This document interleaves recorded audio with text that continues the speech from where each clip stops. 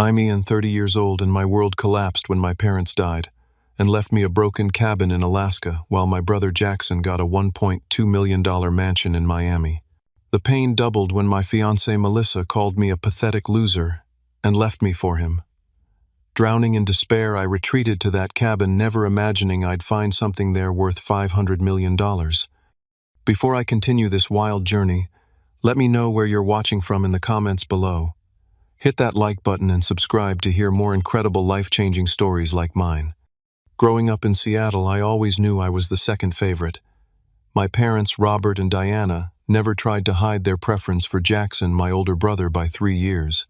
While they attended every single one of his football games, debate competitions, and school events, mine were often met with excuses about work commitments or scheduling conflicts.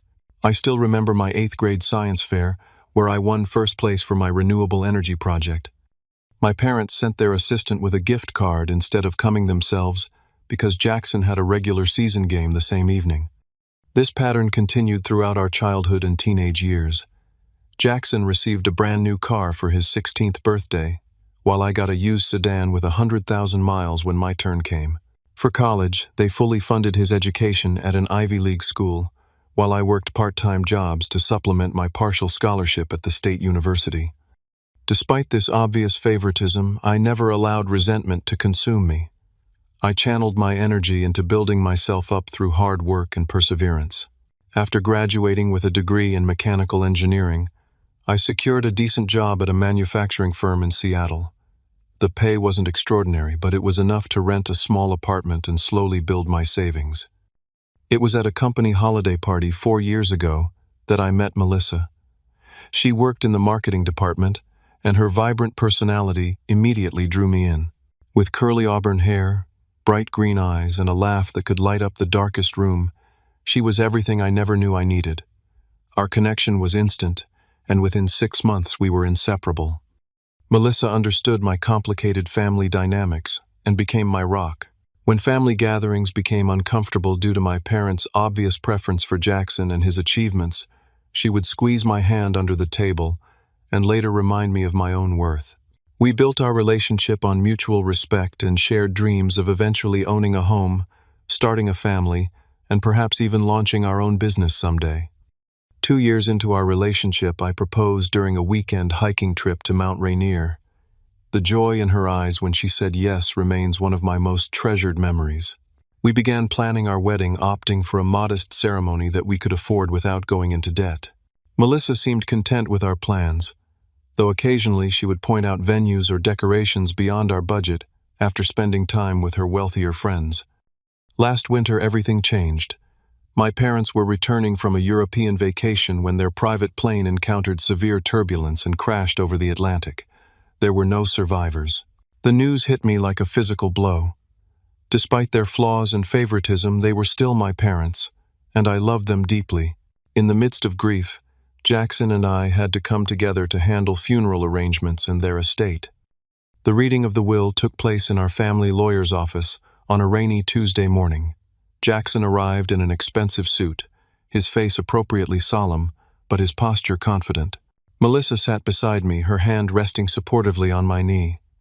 The lawyer, Thomas Wilson, who had worked with my family for decades, adjusted his glasses and began reading the document. What followed felt like a cruel joke. After distributing various smaller assets and heirlooms, he arrived at the primary real estate holdings. Jackson was awarded their main residence in Seattle, valued at approximately $2 million, and their vacation mansion in Miami Beach, worth $1.2 million. When my name was mentioned, I leaned forward expectantly, assuming I would receive something of comparable value. Instead, I was left their old hunting cabin in a remote part of Alaska, a property my father had mentioned perhaps twice throughout my entire life. The lawyer described it as needing significant repairs with an estimated value of less than $50,000. The room fell silent. I felt as if all the air had been sucked out of my lungs. How could they have been so blatantly unfair, even in death? Jackson cleared his throat, a small smile playing at the corner of his lips, before he smoothed his features back into an appropriately mournful expression. Melissa's hand had frozen on my knee. When I glanced at her, I caught a flash of disappointment crossing her face before she quickly masked it with a sympathetic smile. The contrast between her reaction and her usual supportive nature sent a chill through me that I tried desperately to ignore. Outside the lawyer's office, Jackson approached me with a practiced look of concern. "Tough break about the cabin, little brother. If you need any help with it, just let me know." His words sounded considerate, but the gleam in his eyes told a different story. He was enjoying this final proof of our parents' preference. Melissa was uncharacteristically quiet during our drive home. When I finally broke the silence to express my hurt and confusion over my parents' decision, her response lacked her usual warmth. "Maybe they had their reasons, Ian. At least you got something. We can make it work." Her words were right, but her tone suggested she was trying to convince herself more than me. That night, as Melissa slept beside me, I stared at the ceiling, wondering what I had done to deserve such unequal treatment from the people who were supposed to love me unconditionally, and whether this inheritance would be the thing that finally broke the camel's back in my relationship. The weeks following the will reading brought a noticeable shift in my relationship with Melissa. What began as subtle signs of discontent quickly evolved into unmistakable distance between us. Our evening conversations, once flowing easily until midnight, became brief exchanges about household logistics. The warmth in her eyes when she looked at me had cooled considerably. Initially, I attributed her behavior to giving me space to grieve. But as days turned into weeks, it became clear something fundamental had changed. Melissa began critiquing aspects of my life she had previously accepted or even admired. My modest apartment, which she once called cozy and perfect for us, became cramped and depressing. My reliable but aging car was suddenly an embarrassment when we met with friends. "Have you thought about asking for a raise?" she asked one evening as I prepared dinner. "We can't keep living like this forever, especially if we want children someday." "I'm due for a performance review next month," I replied, trying to keep my voice steady. "But you know the company has been tightening budgets lately." She sighed heavily. "Maybe you should look elsewhere then. Jackson mentioned his friend's tech company is hiring. The salaries are much better." The mention of my brother's name stung. Since the will reading, Jackson had been texting Melissa occasionally, supposedly to check on how we were doing. I hadn't thought much of it initially, but the frequency of these messages had increased, and Melissa had become noticeably protective of her phone. Our arguments grew more frequent. What had once been discussions about our future became accusations and defensive responses.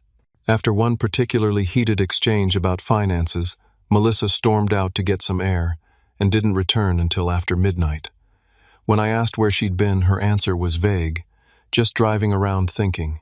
The faint scent of expensive cologne that wasn't mine hung in the air when she passed. I tried desperately to salvage our relationship. I applied for better-paying positions, suggested weekend getaways within our budget, and even considered selling the Alaskan cabin sight unseen just to have some additional funds. But nothing seemed to bridge the growing gulf between us. One Thursday evening, I returned home early from work, hoping to surprise Melissa with takeout from her favorite restaurant. Her car wasn't in its usual spot, but I figured she might be running errands. As I entered our apartment, I noticed her laptop open on the coffee table. A Facebook message notification appeared on the screen from Jackson. Normally, I would never invade her privacy, but something in me snapped. The message read, "Can't wait to see you again tonight. Ian still has no idea, right?" My hands trembled as I set down the food. A quick scroll through their conversation history revealed weeks of messages, each more intimate than the last.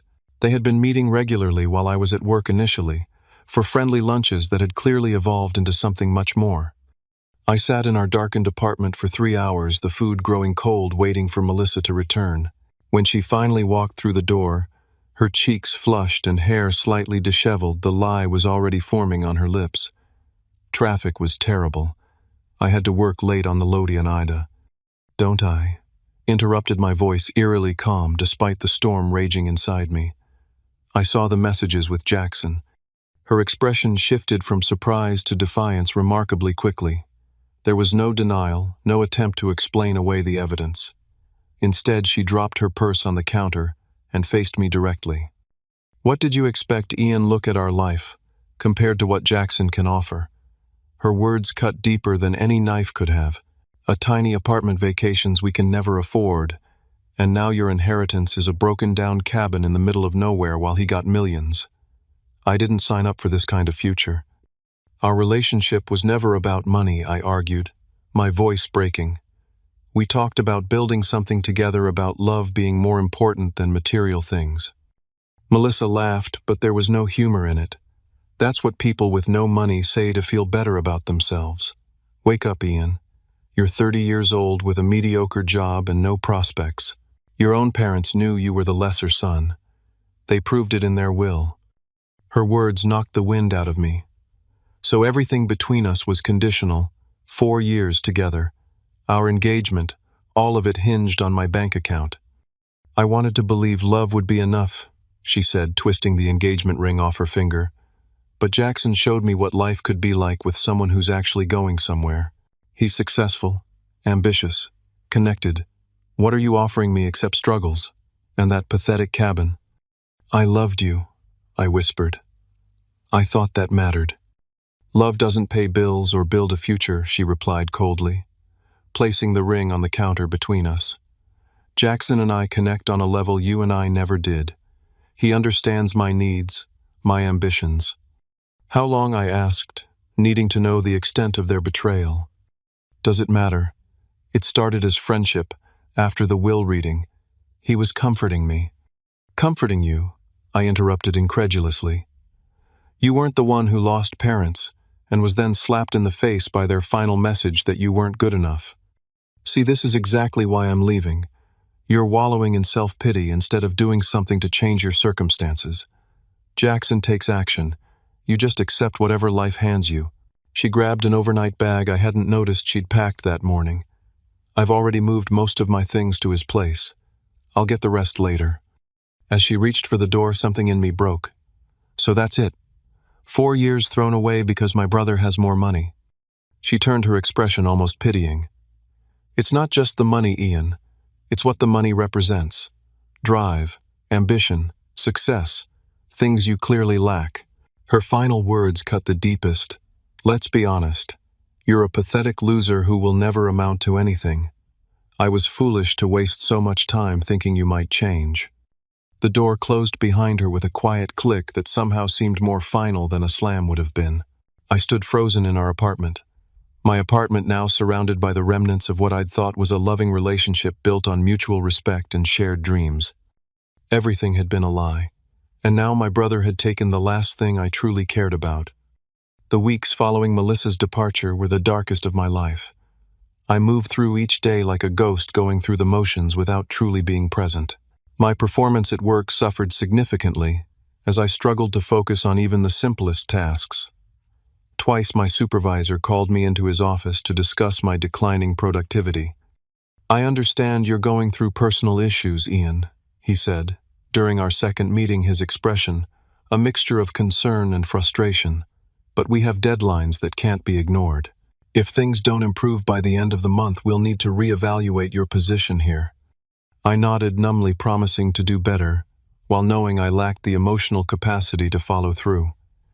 Each night, I returned to an apartment that felt cavernous despite its small size.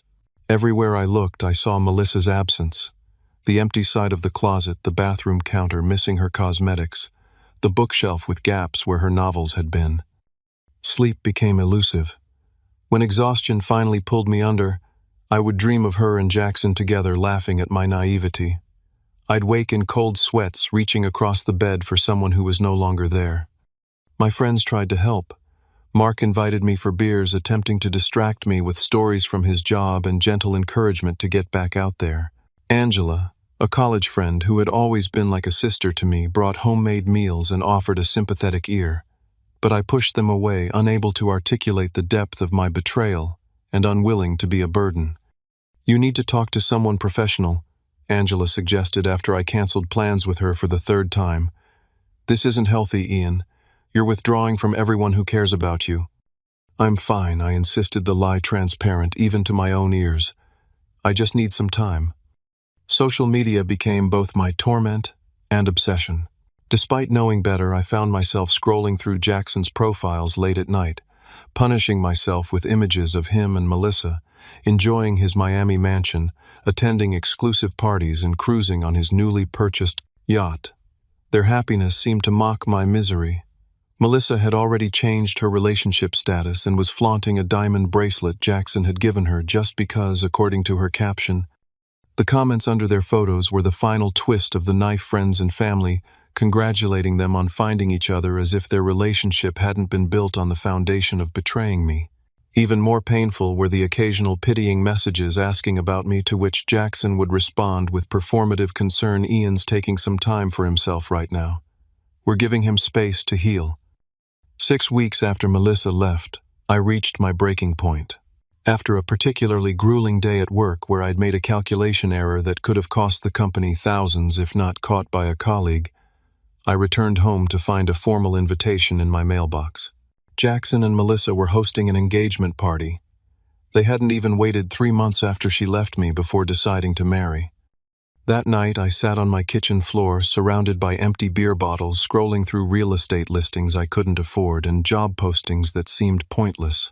In a moment of drunken curiosity, I typed Alaska cabin into my search bar, wondering about the property that had been my pathetic inheritance.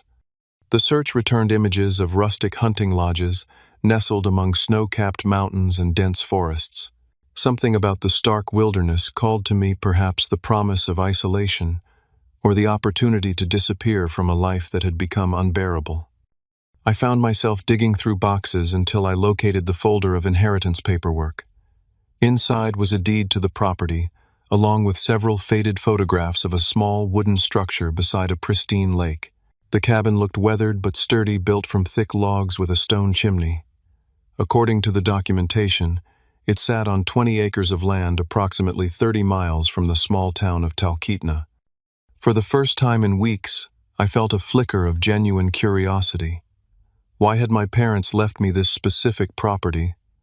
They had never mentioned any connection to Alaska during their lives. The cabin didn't appear to be particularly valuable, but something about it must have held significance for them to include it in their will. The next morning, fighting through a hangover, I researched flights to Alaska. The impulsiveness of the idea should have given me pause, but instead, it provided the first sense of purpose I'd felt since Melissa's departure. I had 3 weeks of unused vacation time. My supervisor would probably be relieved to have me out of the office given my recent performance. When I mentioned my plan to Mark during a rare phone conversation, his concern was immediate.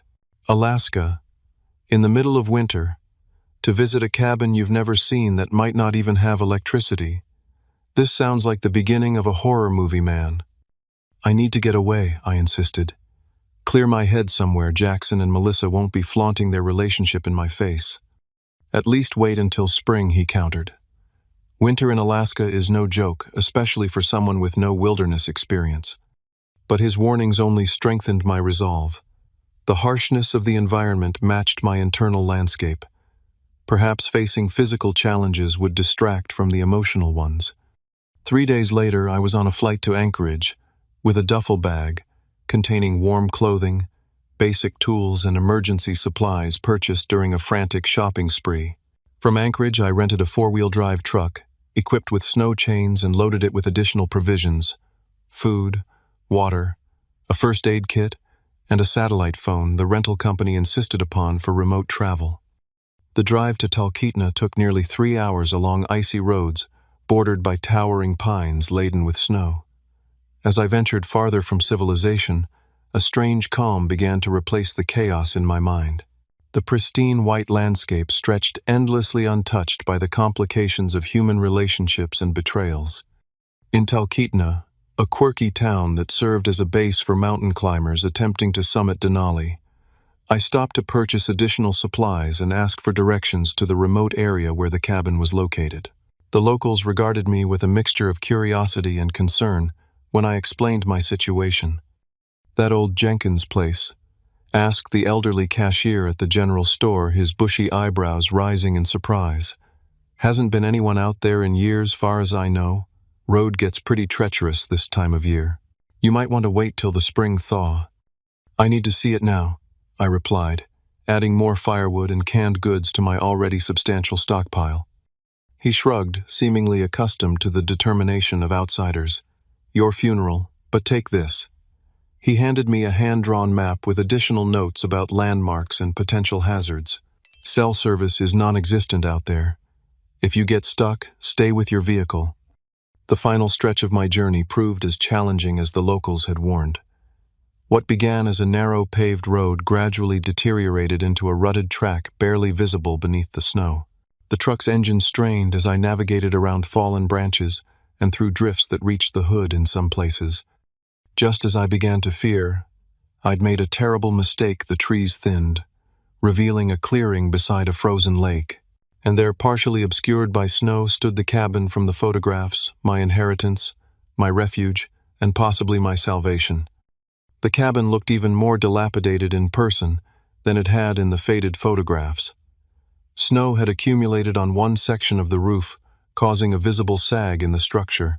Several window panes were cracked or missing, entirely covered with weathered plywood. The wooden steps leading to the front porch groaned ominously beneath my weight as I approached the door. A rusted padlock secured the entrance, but the key from the inheritance paperwork worked after several attempts and liberal application of WD-40 from my supplies. The door swung open with a haunting creak, revealing an interior that smelled of dust, mildew, and decades of neglect. The main room contained a stone fireplace, a worn leather couch draped with faded quilts, and a rough-hewn dining table surrounded by 4 mismatched chairs. A thick layer of dust covered every surface, and mouse droppings littered the corners. The kitchen area consisted of an ancient wood-burning stove, a hand pump over a stone sink, and cupboards with peeling paint. "Home, sweet home," I muttered, setting down my supplies and surveying what I'd impulsively decided would be my accommodation for the next few weeks. After opening the shutters to admit what little winter daylight remained, I conducted a more thorough exploration. A narrow staircase led to a loft area with 2 twin beds covered in plastic sheeting. A back door opened to a covered porch overlooking the frozen lake, the view admittedly spectacular despite the cabin's shortcomings. A woodshed attached to the side of the building contained, thankfully, a substantial stack of seasoned firewood. As darkness fell rapidly, the temperature inside the cabin dropped to uncomfortable levels. I focused on making one area habitable for the night, clearing debris from the fireplace and carefully building a fire with newspaper kindling and smaller logs. The chimney drew well, much to my relief, and soon a warm glow illuminated the main room. Using melted snow heated on the now functioning wood stove, I cleaned enough dishes to prepare a simple meal of canned soup and crackers. As I ate in silence, illuminated only by firelight and a battery-powered lantern, the magnitude of my situation settled over me. Here I was, hundreds of miles from anyone who knew me, in a broken-down cabin that represented my parents' final estimation of my worth. Yet strangely, for the first time since Melissa's departure, I felt something like peace. The simplicity of immediate needs, warmth, food, shelter, provided a focus that had been lacking in my grief-stricken existence. The absolute silence, interrupted only by the crackling fire and occasional settling of the cabin's timbers, soothed my jangled nerves. The next morning I awoke stiff, but surprisingly refreshed after sleeping on the couch near the fire. Sunlight streamed through the windows, transforming the dusty interior into a tableau of dancing particles that almost appeared magical. Outside, the landscape sparkled under a fresh dusting of snow, the frozen lake stretching toward mountains that pierced a perfectly blue sky. With daylight on my side, I began the process of making the cabin more livable. I swept floors, scrubbed surfaces, repaired what I could with the limited tools I'd brought, and made an inventory of issues that would require professional attention if I decided to keep the property. To my surprise, the well pump in the kitchen produced clear, cold water after several minutes of persistent effort. While clearing cobwebs from a corner bookshelf, I discovered a collection of family photographs I hadn't noticed during my initial inspection. Most featured scenic landscapes without people, but several showed a much younger version of my father standing proudly outside the cabin or holding up fish beside the lake. One photo in particular caught my attention. My parents, looking to be in their 30s, arms around each other on the cabin's porch, wide smiles on their faces. The date stamp on the back read, June 1991, the summer before I was born. I had never seen this photo or any others of them at this cabin. According to family lore, they had purchased the property on a whim during their early marriage, but rarely visited due to its remote location. Yet here was evidence they had been here looking happy and relaxed around the time of my conception. Had this place held special meaning for them that they never shared? Was there some connection to me that explained why they had left it specifically to me and not Jackson? These questions occupied my mind as I continued cleaning.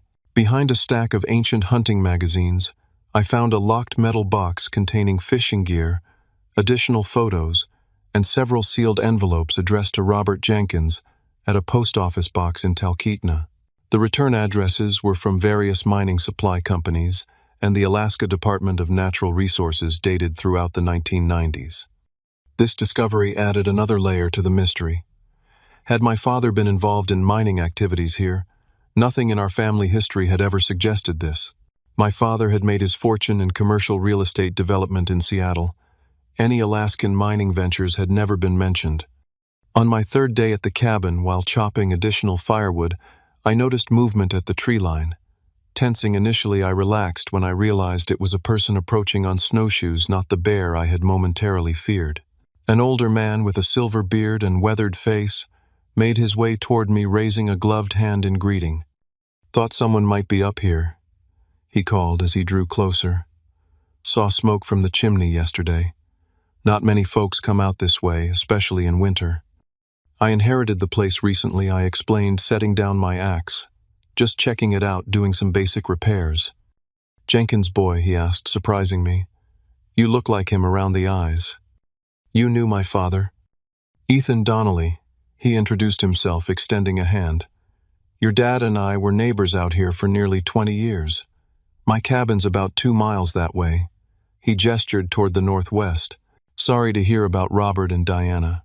Bad business with that plane."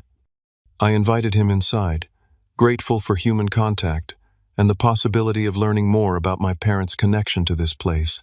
Ethan accepted a cup of coffee, settling into one of the dining chairs, with the comfort of someone who had sat there many times before. "Your dad never mentioned me?" he asked, noting my confusion. "To be honest, he barely mentioned this cabin," I admitted.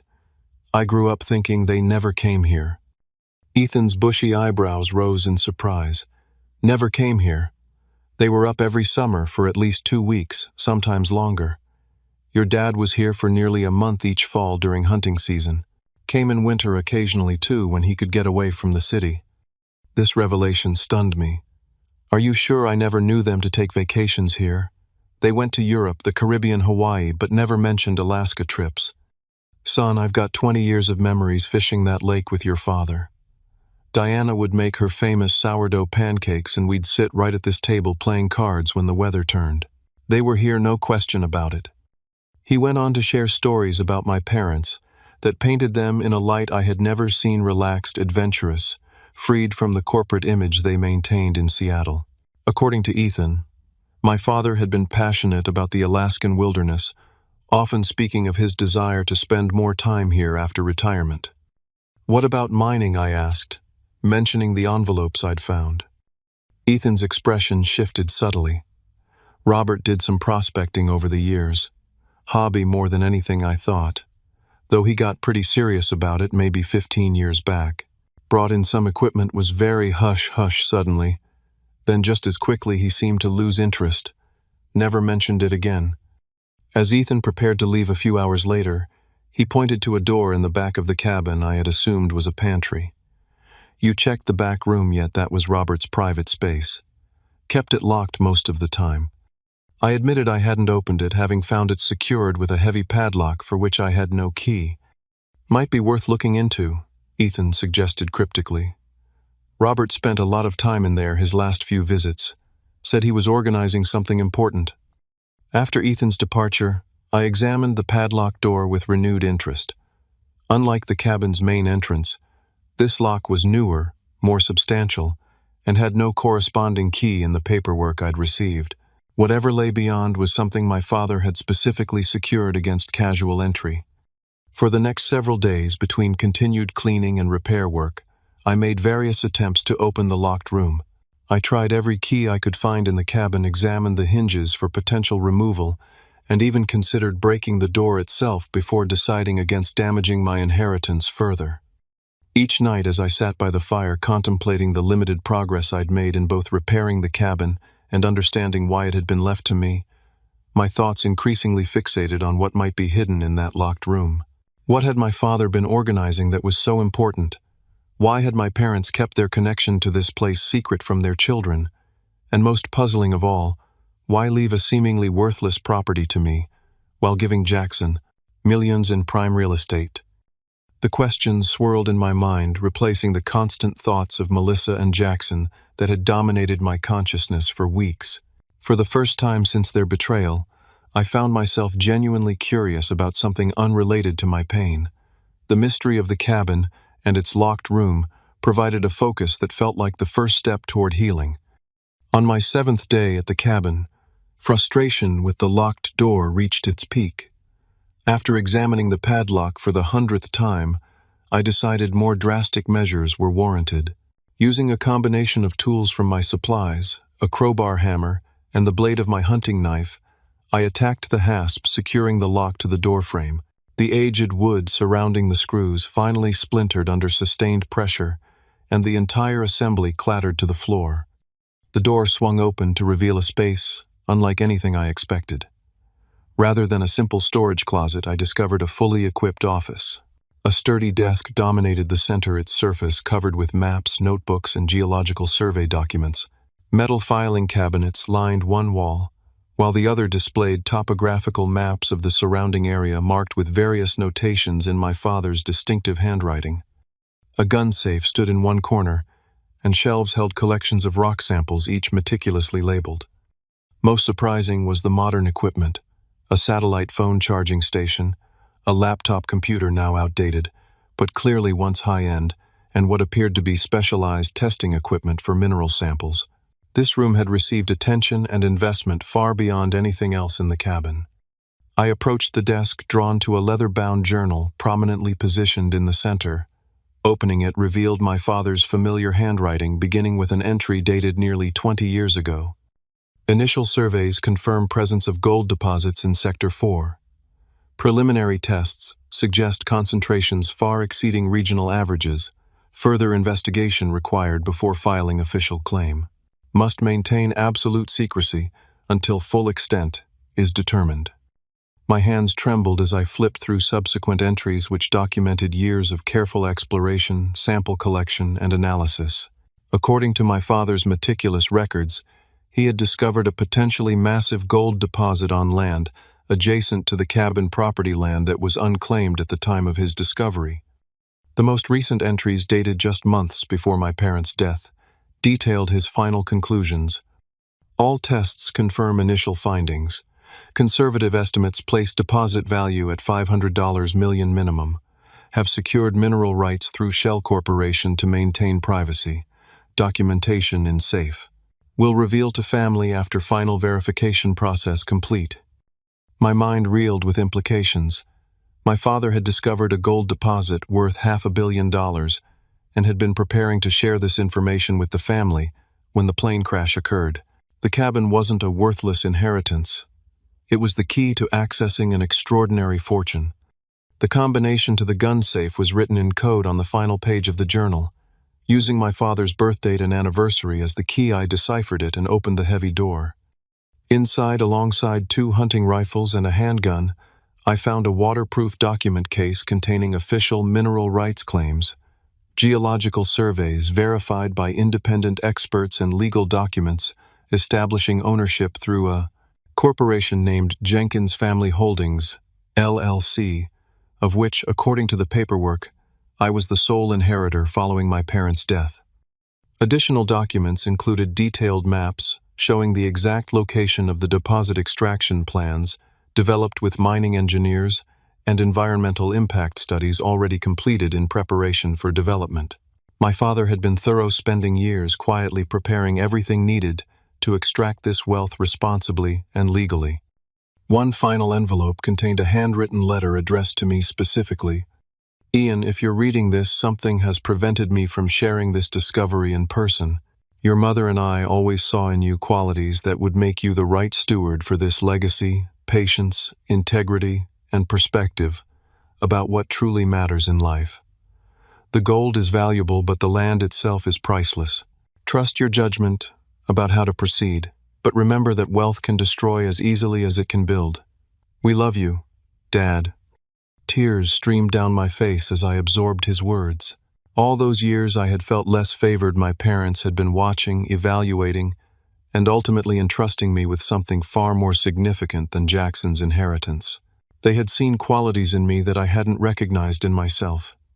The following morning, I hiked through snow-covered forest to Ethan's cabin, the journal and critical documents secured in my backpack. When I explained my discovery, his expression confirmed he knew more than he had initially revealed. "Your father swore me to secrecy," he admitted. "Made me promise I wouldn't tell anyone, not even you kids, until he was ready. After the accident, I wasn't sure what to do. Figured the lawyer would have instructions." "Did you know the extent of it?" I asked. "The value. Robert never gave me exact figures, but from the equipment he brought in and the experts he occasionally consulted, I knew it was significant. He was cautious, wanted everything verified multiple times, all the legal aspects covered before going public." Ethan hesitated. He mentioned once that he was being careful about how this would affect his family. Said money had already done enough damage to one of his children, and he wouldn't let it ruin the other. The implication was clear. Jackson had already been shaped by wealth and privilege, not always for the better. This discovery would have been entrusted to him. With Ethan's guidance, I ventured to the specific location indicated in my father's maps. Despite heavy snow cover, we found the markers he had placed inconspicuous to casual observers, but clear indicators to those who knew what to look for. A small, unmarked entrance led into what appeared to be an abandoned test mine, but extended beyond into areas where my father had taken samples, showing extraordinary gold concentrations. Standing at the entrance, looking at unassuming rock that potentially contained millions in precious metal, I felt overwhelming responsibility. This wasn't just a financial windfall. It was my father's legacy, his final message about what he truly valued, and who he trusted to carry that forward. Back at the cabin that evening, I began making calls using the satellite phone from my father's office. First to a geologist recommended in his notes, then to an environmental consultant he had previously worked with, and finally to a lawyer specializing in mining rights. Each conversation confirmed what the documents suggested. I was sitting on one of the largest gold discoveries in recent Alaskan history. As I laid out my father's maps and notes across the now clean dining table, I realized the cabin itself had been transformed in my perception. What had initially seemed like a worthless, broken-down structure was actually the centerpiece of a carefully constructed plan, a deliberate disguise for something extraordinarily valuable, much like the unassuming rocks that contained gold veins. It struck me that perhaps my father had seen the same in me, unremarkable on the surface to casual observers, but containing hidden value that would emerge under the right circumstances. The thought brought a smile to my face for the first time in months. That night, as snow fell gently outside and firelight flickered across walls that now held meaning beyond their weathered appearance, I began formulating plans for the future, not just for the gold, but for myself. The path forward would require patience, wisdom, and integrity, exactly the qualities my father had seen in me when no one else had, not even myself. Over the next 3 weeks, my father's discovery was methodically verified by experts who traveled to the remote site, braving winter conditions, to confirm what the documents had claimed. The lead geologist, Dr. Amanda Foster, stood in the main tunnel, shining her specialized light on a vein running through the rock wall. "Your father wasn't exaggerating," she said, her breath visible in the cold air. "Based on our core samples and preliminary assays, this deposit is exceptional both in quality and quantity." His estimate of $500 million might actually be conservative, depending on extraction methods and market prices. The environmental assessment team confirmed that with proper techniques, the mine could be developed with minimal impact on the surrounding ecosystem. The legal team verified that all mineral rights and claims were properly filed and transferred to me through my father's carefully established company structure. Word of the discovery inevitably began to spread through the small community of mining professionals in Alaska. Soon, representatives from major mining corporations were reaching out with acquisition offers, some approaching $1 billion for complete rights to the deposit. I established temporary headquarters in Talkeetna, converting a rented cabin into an office where I could meet with various experts and executives. The transformation in how I was treated was both amusing and disturbing. People who would have overlooked me entirely weeks earlier now hung on my every word. Business cards were pressed into my hands at the local diner.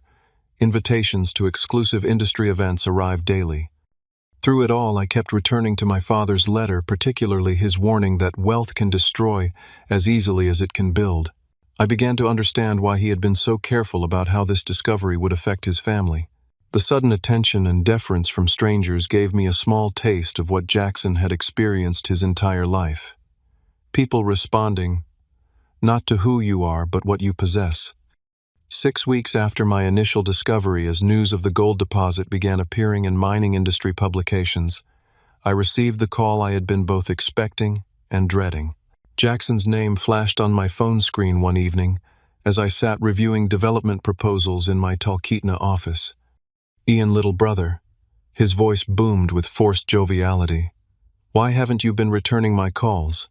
I've been worried sick about you disappearing to Alaska all this time.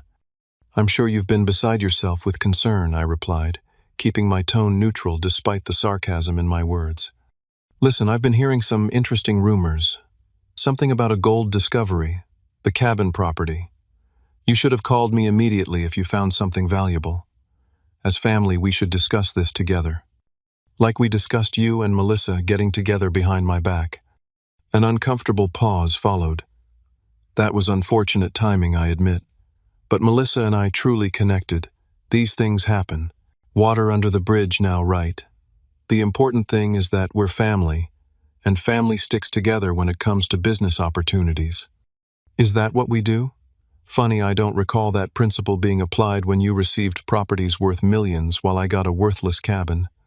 About that, Jackson's tone shifted to one of practiced sincerity. I've been thinking that division wasn't entirely fair. I'd be happy to discuss a more equitable arrangement now that we know the cabin property has value. How generous of you, I said, unable to keep the edge from my voice. And what does Melissa think about all this? Is she excited about potentially reconnecting with her former fiancé now that he might not be a pathetic loser after all? Jackson cleared his throat awkwardly. She feels terrible about how things ended. We both do. In fact, we've been talking about flying up there to see you clear the air properly. This gold situation could be a fresh start for all of us. The conversation continued in this vein, with Jackson alternating between expressions of familial loyalty and thinly veiled attempts to position himself for a share of the discovery. I ended the call non-committally, promising to think about his suggestion to visit. Less than a week later, they arrived unannounced at my Talkeetna office, Jackson in an expensive parka that looked fresh from the store, Melissa beside him, her familiar perfume filling the small space as they entered. The diamond engagement ring on her finger caught the light intentionally displayed. Surprised, Jackson announced, arms spread wide, as if expecting a joyful reunion. We thought it was time for a family meeting. Melissa stepped forward, her expression carefully composed into one of contrition. Ian, I know things ended badly between us. I said things I regret deeply. I was in a difficult place emotionally after your parents' passing, not thinking clearly. I studied her face, searching for the woman I had loved for 4 years. All I saw was calculation behind her practiced smile, her eyes occasionally darting to the development plans spread across my desk. It's quite a coincidence that your regret surfaces exactly when news of the gold deposit goes public, I observed. That's unfair, Jackson interjected. We've been trying to reach you for weeks long before any news broke. Phone records would suggest otherwise, I replied calmly. But it doesn't matter. I appreciate you making the trip, but there's nothing to discuss regarding the mine. The mineral rights are legally mine through Dad's company, and I've already made decisions about development. Jackson's friendly facade cracked slightly. Without consulting family, Dad would have wanted all of us involved. This discovery belongs to the Jenkins family legacy.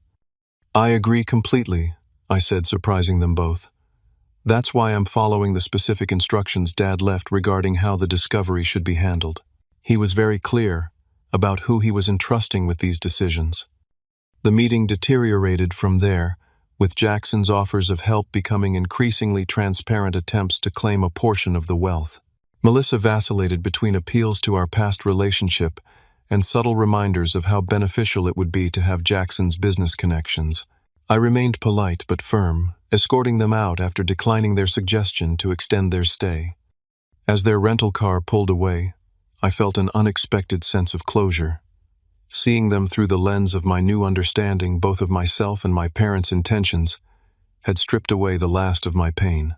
They were simply people who valued certain things: status, wealth, appearances. Their choices had been consistent with those values, just as my parents' final decision had been consistent with recognizing different values in me. The same afternoon, I had a meeting scheduled with an environmental engineering consultant who had been recommended by several local mining operators for her innovative approaches to sustainable extraction. Sarah Winters arrived precisely on time, dressed, practically in work clothes, suitable for field visits, rather than the business attire I'd grown accustomed to seeing on visiting executives. "I reviewed your father's environmental impact studies," she said after introductions, diving straight into business. "They were ahead of their time when conducted, but there are newer techniques we should consider, particularly for water protection in this watershed." Her straightforward approach was refreshing after Jackson and Melissa's performance. Over the next several hours, Sarah walked me through various options for developing the mine with minimal environmental impact, never once mentioning the deposit's value or my personal windfall. Her focus remained entirely on doing the job right. "What's your connection to Alaska?" I asked as our meeting concluded. "Your expertise seems very specific to this region." "Born and raised in Fairbanks," she replied. "Left for college, got my engineering degrees, worked for some big firms in the lower 48. Came back 8 years ago when I realized I was helping corporations find loopholes, rather than actually protecting the places I cared about. Now I only consult on projects committed to genuine environmental responsibility." Something about her integrity resonated with me. "Would you be interested in continuing to consult as this project develops? I could use someone who knows what they're talking about and isn't just telling me what they think I want to hear." Sarah considered the offer, studying me with clear, intelligent eyes. I usually avoid long-term arrangements with new discoveries. Too often, initial good intentions get lost once the dollar signs start adding up. "Fair enough," I nodded. "How about this: work with me on the initial development plan? If at any point you feel the project is compromising your environmental standards, you can walk away, no questions asked, with full compensation for your time." A small smile formed on her lips. "You're not what I expected based on the rumors circulating about the lucky inheritor who stumbled on a fortune." "I'm discovering I'm not who most people expected me to be," I replied honestly, including myself. Over the following months, the Jenkins Gold Project took shape under my direction, with Sarah becoming an integral part of the development team. I rejected outright acquisition offers in favor of maintaining controlling interest through my father's company, partnering with a mid-sized mining operation with a proven environmental record. I made 2 significant decisions that raised eyebrows throughout the industry. First, I allocated 20% of all proceeds to a trust dedicated to environmental conservation and sustainable economic development in rural Alaska communities. Second, I insisted on employment priority for local residents, including establishing training programs for positions throughout the operation. As spring arrived, transforming the landscape from white to vibrant green, I found myself spending more time at the cabin. No longer a symbol of rejection, it had become a place of connection to my parents, to the land, and to a version of myself I was just discovering. I invested in thoughtful renovations, preserving its rustic character while making it comfortable for extended stays. Sarah began visiting regularly. As the project progressed, our professional relationship gradually evolving into friendship. Unlike my relationship with Melissa, which had been built partly on her vision of who I might become, Sarah saw and accepted who I actually was. Our conversations ranged from technical mining details to philosophical discussions about responsibility and legacy, all without pretense or agenda. One evening, as we sat on the rebuilt porch watching the sunset reflect off the now thawed lake, Sarah asked the question few others had thought to pose: What will you do when the mine is fully operational? Most people in your position would be shopping for mansions and yachts by now. I considered her question seriously. I think I'll stay here at least part of the year. Monitor the operation, make sure it stays true to its commitments. Maybe use some of the proceeds to fund engineering scholarships for local students. I smiled. Decidedly boring plans for a newly minted millionaire, I know. Not boring, she corrected. Purposeful. There's a difference. As our eyes met, I recognized something I hadn't felt in a long time. Connection based on shared values, rather than convenience or appearance. Whether this connection would develop into something more remained to be seen, but for the first time since Melissa's betrayal, I was open to the possibility. The gold discovery had changed my life, but not in the ways most would assume. The true value hadn't been in the minerals themselves, but in discovering what my parents had seen in me all along, and what Melissa and Jackson had been too superficial to recognize. 1 year after discovering the gold deposit, I stood on the observation platform overlooking what was now the Jenkins responsible mining operation. Below me, carefully designed facilities extracted gold using methods that minimized environmental impact. The operation employed over 200 people, more than half from local communities, many trained through programs we had established. The cabin, once dilapidated and forgotten, had been thoughtfully restored. I maintained its rustic character while adding modern amenities that allowed comfortable year-round living. The original structure remained intact, including my father's office, which I preserved as a reminder of the journey that had brought me here. Sarah stood beside me on the platform, now the environmental director for the entire operation. Our professional relationship had indeed evolved into something deeper over the months of working closely together. Unlike my relationship with Melissa, built on superficial attraction and convenience, what Sarah and I shared was founded on mutual respect, shared values, and genuine understanding of each other's strengths and weaknesses. The revegetation project is exceeding expectations, she noted, consulting her tablet. Native species reestablishment is 20% ahead of projections in the initial extraction zones. The tribal council seemed pleased during yesterday's site visit, I added, especially with the training center results. Our conversation was interrupted by my phone vibrating with an incoming call. The screen displayed Jackson's name, a now familiar occurrence. Since news of the operational mine and its success had been featured in national business publications, his attempts to reconnect had grown increasingly persistent. "Excuse me," I said to Sarah. "I should take this. It won't take long." She nodded understandingly, moving toward the edge of the platform to give me privacy. "Jackson," I answered, "what can I do for you?" "Ian, we need to talk. In person." His voice carried an urgency I hadn't heard before. "Melissa and I are flying up tomorrow. There are important family matters to discuss." "We've been through this, Jackson. There's nothing to discuss regarding the mine. The corporate structure is established, operations are running smoothly, and the ownership is legally settled. It's not about that," he insisted, though his tone suggested otherwise. "It's about family, about making things right between us.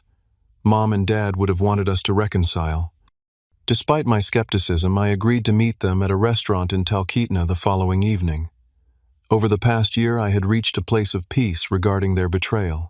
The anger that once consumed me had faded, replaced by a calm understanding that their actions had reflected their own values and limitations, not my worth.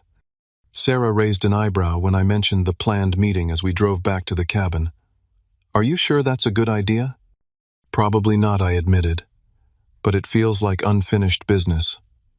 I'm curious what desperate angle they'll try next." The restaurant Jackson had selected was the most expensive in the small town, recently opened, to cater to the influx of business travelers attracted by the mine's success.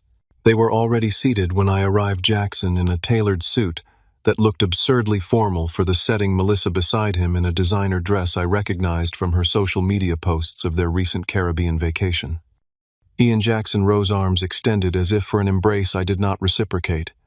"You're looking well. Alaska clearly agrees with you." "Life agrees with me." I corrected, taking a seat across from them. "Let's not waste time. What was so urgent we needed to meet in person?" Melissa spoke first, her practiced expression of remorse immediately triggering my internal warning system. Ian, I know we hurt you deeply. Not a day goes by that I don't regret how things ended between us. Really, I replied calmly. Because your Instagram suggests you're having a wonderful time. The Bahamas looked lovely last month. She flushed slightly before continuing. What I mean is I regret how it happened. The timing was unfortunate, but sometimes life puts people on different paths for a reason. And sometimes people choose paths based on what they value most. I countered. No need to rewrite history, Melissa. You made your priorities clear when you called me a pathetic loser and left. Jackson intervened, his businessman persona taking over. What Melissa is trying to say is that we all made mistakes, but families should stick together through difficult times, which brings me to why we wanted to meet. He produced a folder containing legal documents and slid it across the table. We've been having some financial setbacks. The Miami property needs significant repairs after the last hurricane. The market in our sector is down. Temporary cash flow issues. I glanced at the documents without touching them. And this concerns me how.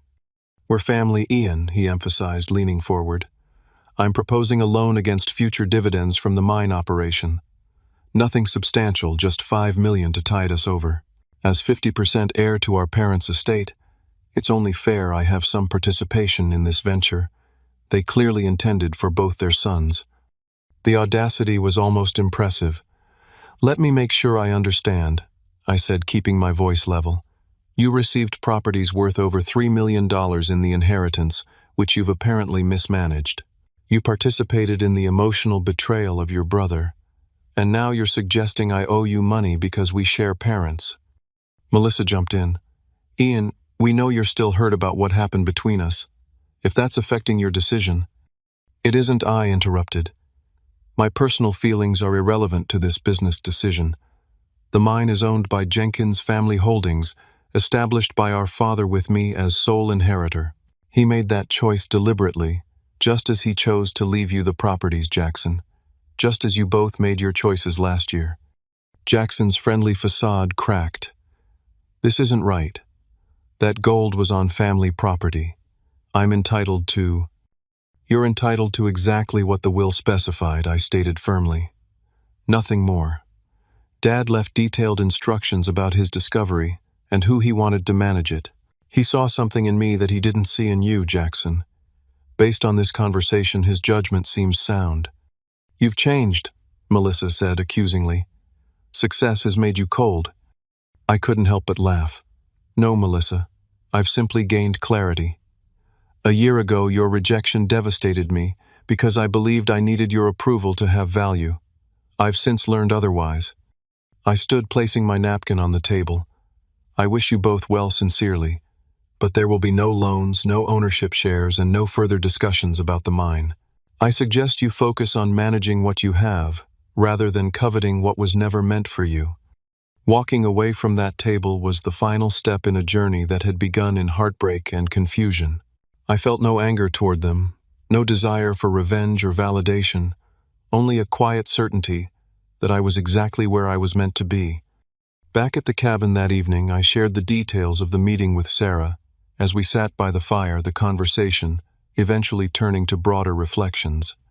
Do you ever wonder why your parents left things the way they did? She asked. They must have known how it would initially appear to you getting the cabin while your brother got valuable properties.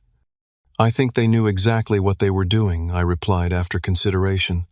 Dad's letter said they saw qualities in me that would make me the right steward for this legacy, patience, integrity perspective. Maybe they knew those qualities would only fully emerge if I experienced what it felt like to seemingly get less than my share. A test of character, Sarah suggested. Or an opportunity for growth. Maybe both. I gazed into the fire. If they had simply told me about the gold or split everything equally, I might never have discovered what I'm capable of. I might still be defining my worth through others' opinions. The journey from betrayal to success had transformed me in ways no amount of inherited wealth could have. The initial pain of Melissa and Jackson's betrayal had broken open parts of myself. I had kept safely hidden my resilience, my capacity for independent decision-making, my ability to create something meaningful from apparent misfortune. The gold discovery, while financially significant, had been secondary to the real treasure, self-knowledge, and purpose. I had built something that honored my father's legacy while creating opportunities for others. I had found a partner who valued substance over appearance. And perhaps most importantly, I had discovered that my worth was never determined by others' assessments, but by the choices I made and the values I lived by. In the end, what had appeared to be my parents' final rejection had actually been their most profound gift. Not the gold itself, but the opportunity to discover the veins of strength and character running beneath the surface of my life, invisible until circumstances forced them into the light. The cabin, once a symbol of what I lacked compared to Jackson, now represented something far more valuable than any Miami mansion, a place of authenticity, purpose, and genuine connection. As I looked around at the restored walls that had witnessed my transformation, I felt a deep gratitude for what had initially seemed like the cruelest of inheritances. Life rarely gives us what we think we want. Sometimes, if we're fortunate, it gives us exactly what we need to become who we're meant to be. The broken cabin had never been broken at all. It was simply waiting for me to discover its true value, and in the process, my own. Have you ever received something that initially seemed worthless, only to discover its true value later? Share your story in the comments below. If this journey of betrayal to redemption resonated with you, please hit that like button and subscribe to hear more transformational stories. And remember, sometimes our greatest treasures are hidden in what appears to be our greatest disappointments. Thank you for joining me today, and may you find the gold in your own challenging situations.